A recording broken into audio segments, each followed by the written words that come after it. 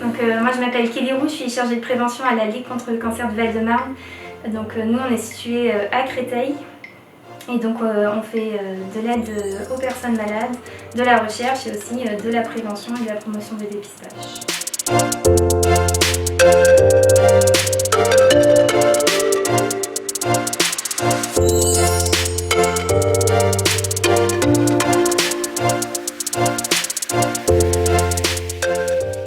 Donc avec la situation sanitaire actuelle, on a eu beaucoup de retard de dépistage du cancer du sein. Pourtant, le cancer du sein, c'est le premier cancer féminin en France avec un peu plus de 58 000 cancers chaque année qui sont dépistés. Donc il ne faut pas hésiter à aller faire sa mammographie et prendre rendez-vous dans un centre de radiologie et tous les ans aller chez son médecin ou son gynécologue pour se faire dépister par la palpation d'un professionnel de santé.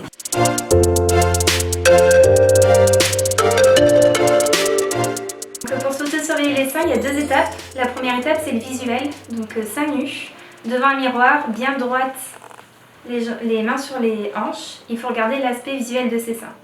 Donc voir s'il n'y a pas une rétractation de la peau, ou au contraire une grosseur, une rétractation du mamelon, ou encore une rougeur persistante ou un effet peau d'orange. Ça peut être aussi une asymétrie du sein, donc un sein beaucoup plus bas que l'autre ou beaucoup plus gros que l'autre.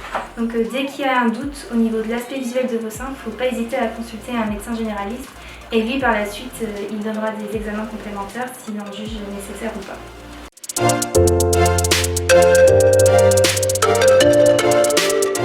Je reprends les 3 doigts du milieu, bien à plat en commençant par le haut du sein, palper. Donc bien appuyé en faisant tout le tour du sein. Donc on peut s'aider de l'autre main pour toucher le sein en faisant un escargot. Donc il faut bien appuyer, hop, en faisant un escargot jusqu'au mamelon. Une fois qu'on arrive au mamelon, il faut le pincer, voir s'il n'y a pas un liquide qui coule.